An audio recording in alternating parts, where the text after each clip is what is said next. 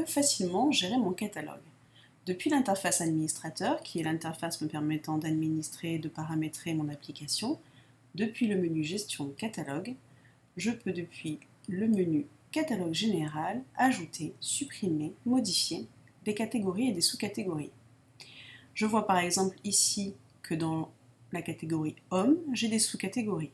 Je peux facilement rajouter une nouvelle sous-catégorie à chaussures. Je clique donc sur le bouton Ajouter.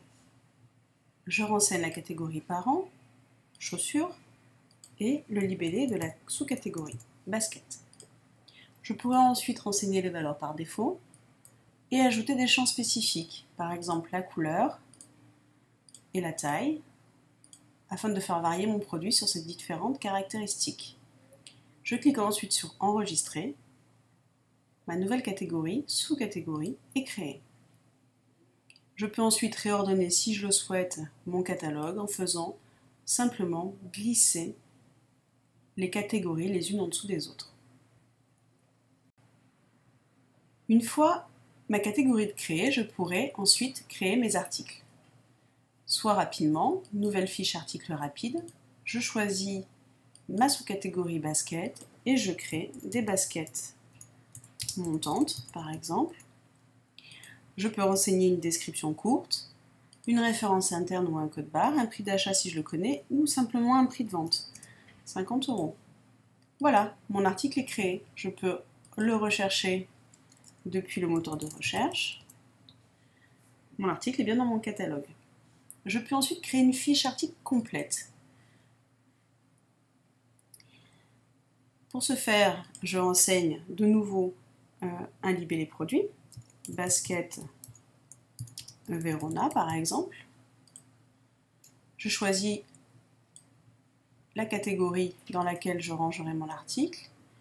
Je recherche la marque. Je peux renseigner une référence interne. Je peux définir un prix d'achat. Renseigner le fournisseur ou s'il n'existe pas, rapidement le créer. Voilà, je peux renseigner un prix de vente, TTC ou hors taxe au choix. Je pourrais renseigner des informations de logistique, le nombre par exemple minimum d'articles qu'il me faut stocker, son maximum, l'emplacement dans un stock, la traçabilité des produits, ses dimensions en colisage pour des expéditions futures. Je peux enfin renseigner, ici, dans Critères de déclinaison, les variantes concernant ce produit. Mes baskets seront disponibles en blanche, en bleu et en noir. La taille, j'aurai des tailles 37, 38, 39, 40.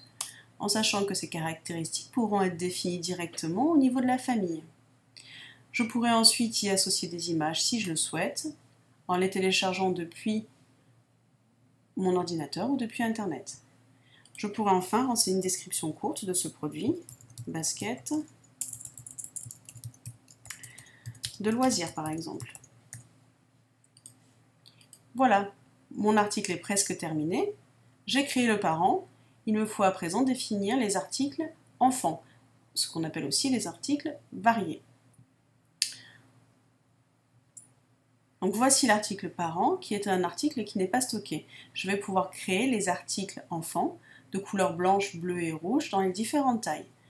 Le système me propose de créer tous les articles. Je peux soit en sélectionner certains, soit tous les sélectionner et tous les créer. Voilà, tous mes articles sont créés, je vais pouvoir les retrouver dans mon catalogue.